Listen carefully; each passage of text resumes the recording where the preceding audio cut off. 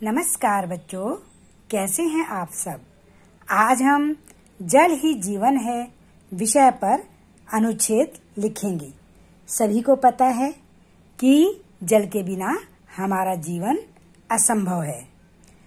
बच्चों, जहाँ पानी होता है वहीं जीवन होता है, यानी कि वहीं लोग होते हैं, वहीं प्राणी होते हैं।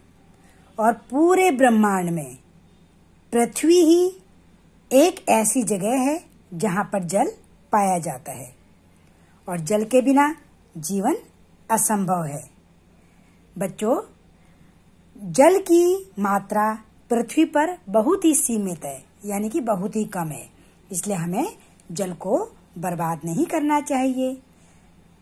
जल के बिना सुनहरे कल की स्थापना नहीं की जा सकती है। मनुष्य अपनी जिंदगी को बहुत महत्वपूर्ण मानता है, परंतु जल के बिना मानवीय जिंदगी का अंत हो जाएगा। इसलिए कहा गया है कि जल ही कल है या जल ही जीवन है। वैसे तो ईश्वर द्वारा दी गई जिंदगी व प्रकृति जो हमें ईश्वर ने दी है, वो हम मनुष्यों पर ऋण है, यानी कि हम कभी भी उससे उऋण नहीं हो सकते।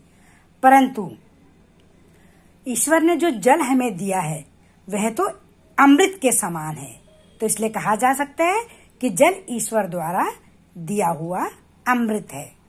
जल का प्रयोग हम मानव ही नहीं अपितु जीव जंतु, पेड़ पौधे और संपूर्ण प्रकृति करते हैं।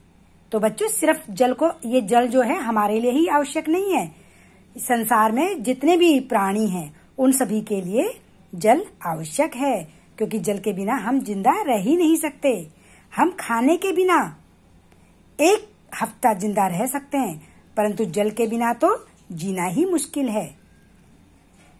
अब हमारे लापरवाह स्वभाव के कारण, क्योंकि हम बहुत लापरवाह हैं, तो लापरवाही के कारण हम मनुष्य जल को उतना महत्व नहीं देते जितना हमें उसे देना चाहिए।